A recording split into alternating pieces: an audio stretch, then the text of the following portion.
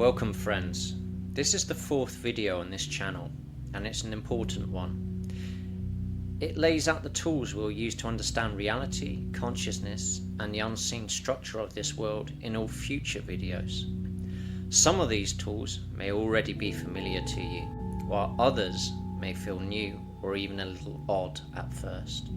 But each one plays a role in decoding the deeper truths that lie beyond the surface.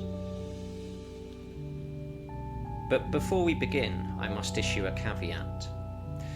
In this video I'll be regularly using the word spiritual, and I'm aware it's one of the most loaded and misunderstood words currently in existence. I won't run through all the images that it conjures: robes, incense, gurus, ghosts, hippies meditating, but I will say this: unless you've experienced something genuinely uncanny, the word spiritual may not mean much to you yet.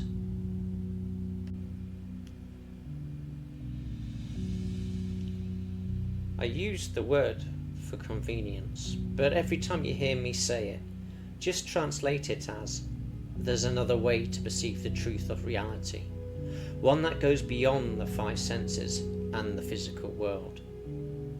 Now, with that said, let's take a look at our 6 tools of perception.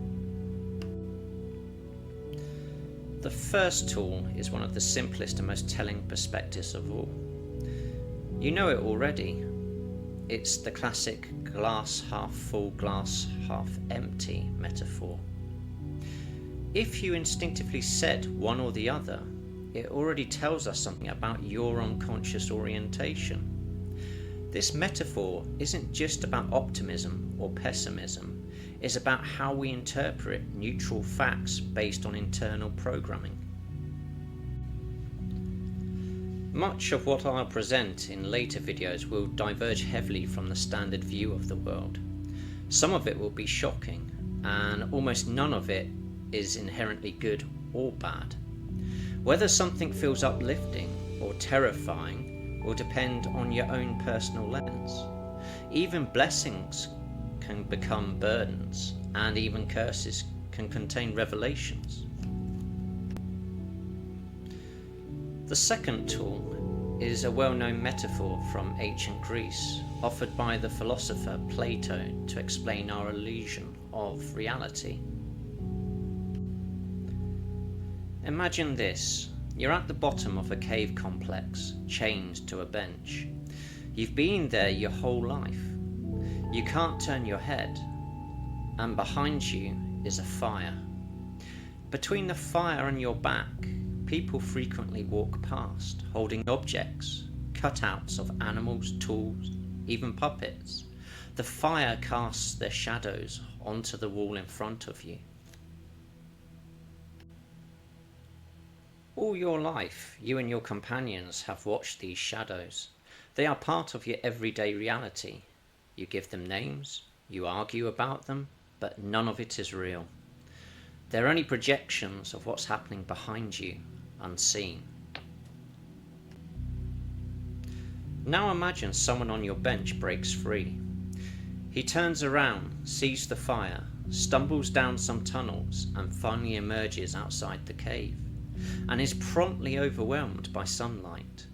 For the first time he directly sees birds, trees, sky, life.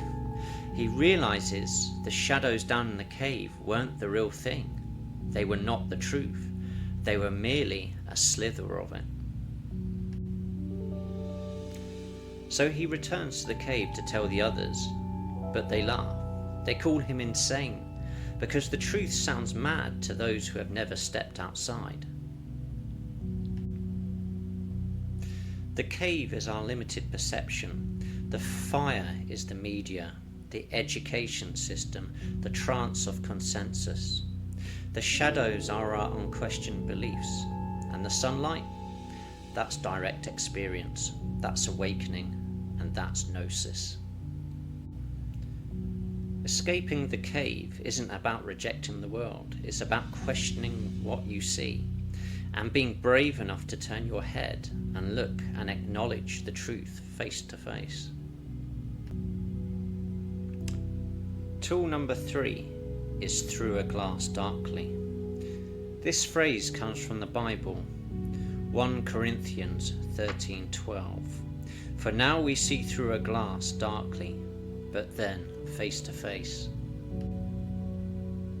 In 1st century Judea, people didn't have modern windows. The word glass here refers to a polished metal mirror, which gave a dim and blurry reflection. So let's update it. Picture yourself peering through a pint glass of dark red ale. You can see the room, sort of, but everything's warped and obscured. You make guesses, you fill in blanks, but you're not really seeing things clearly as they are. This is how we perceive life. We look at reality through a lens clouded by culture, trauma, ideology, and fear. Our perception is filtered through the stories we've been told. That's why two people can witness the same event and describe it completely differently. But the second part of the quote matters too. Then face to face. That's the promise. That clarity is possible. But it takes awakening or suffering or conscious work. And when the fog lifts, you won't see the world or yourself the same way ever again. The fourth tool is as above, so below, which is the Hermetic principle of correspondence. This is one of the core Hermetic teachings, summed up as above, so below, as within, so without. It means that patterns repeat across levels. What exists on one plane, whether that be spiritual, societal, or psychological, will echo on another. Let's illustrate this with a mundane example. Meet Al, a truck driver at a cut-rate delivery firm called Ace Trucking. He's underpaid, overworked, and resentful. The culture is petty, and the shift manager's a tyrant, and they've even taken away the free coffee machine. So Al, and most of his co-workers, accidentally lose a case on every other delivery and sell the goods off the books. It's a quiet rebellion, and no one checks the records. Now meet Martin. He's a vice president at the same company. He's got the salary and the status, but he's also utterly miserable.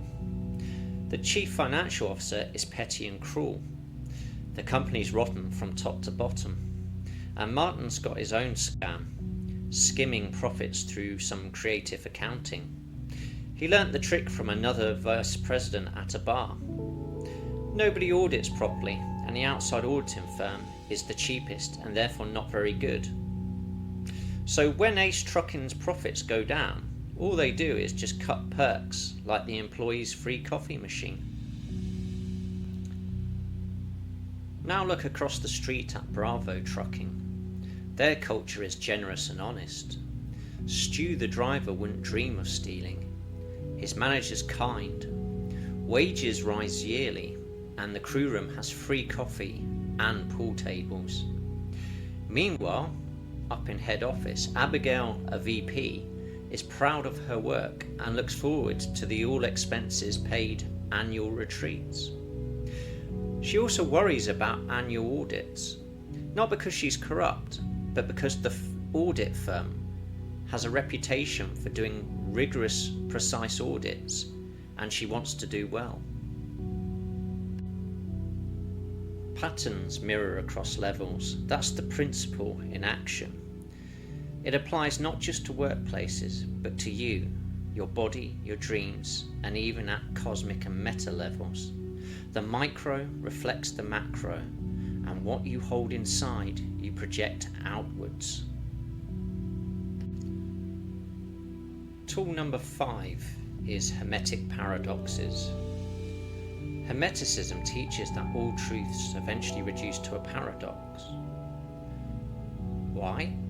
Because perspective governs perception. What looks true from one angle may look false from another. That's not confusion, it's the structure of reality. Truth folds in on itself at the edges.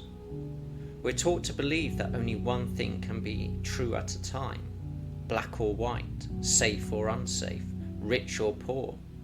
But Hermeticism says both can be true and neither, and truth depends on how you look at it. Let's explore two real-life examples of Hermetic paradox. Paradox number 1. Security measures that create insecurity. Governments often justify surveillance programs and security infrastructure such as CCTV, facial recognition, data tracking as necessary to combat the threat of terrorism. These measures are sold as protective, designed to make society safer. And technically they do work. Crime does indeed drop, threats are contained, and everything becomes trackable. But here's the paradox. Because everyone is now being watched, the atmosphere has changed. Everyone is treated as a potential suspect. Trust evaporates, suspicion spreads. The collective mood becomes paranoid, uneasy, and oppressive. So while the actual risk may have gone down, people feel less safe than ever. Result, we become more secure on paper, but less secure in actuality. Paradox number 2. Gross domestic product growth that makes people poorer. Imagine a country which focuses obsessively on growing its GDP. To do this, it slashes corporate tax rates to attract international companies, and it also cuts social welfare programs such as healthcare and education to reduce public spending. On paper it works. The GDP level does indeed go up, and the country moves up several places on the UN GDP league table.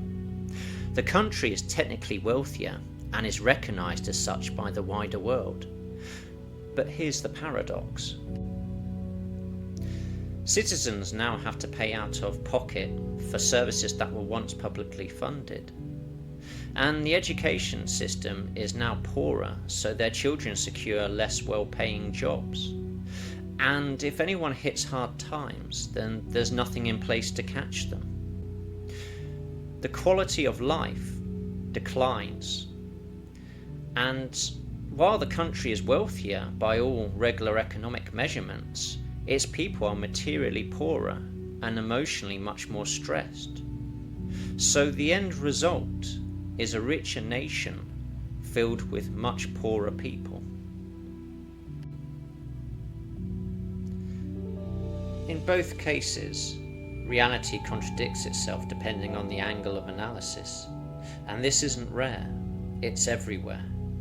The more you study systems, emotions, even metaphysics, the more you see truth always contains its opposite. This isn't a failure of reason, it's the fundamental design. The sixth and final tool is a practical one, and it's my own little baby, which I've dubbed the bounce equation. Let's say you're trying to answer a difficult question, like how much tax should a government take from its citizens per annum? The first step is to identify one of the extremes, the most outrageous proposition that can be applied to the circumstance being considered. In this instance, we arrive at a 100% taxation of all monies received, which is clearly going to be unworkable and intolerable for the taxpayer. So now we identify the antithesis of that proposition, which will be at the opposite end of the extreme spectrum. So the opposite of 100% taxation is obviously 0% taxation, which is also completely unsustainable for any government as it would mean not providing any services at all, and thereby rendering that government redundant. So the extremes are taking all of the money or taking no money. The balanced answer on any matter always lies somewhere in between the two extremes, so around 50% or so, depending on the context and the current state of play. And if you look at most Western countries' taxation models, you will actually find that on average they do indeed tax their citizens somewhere within the 45 to 55% bracket.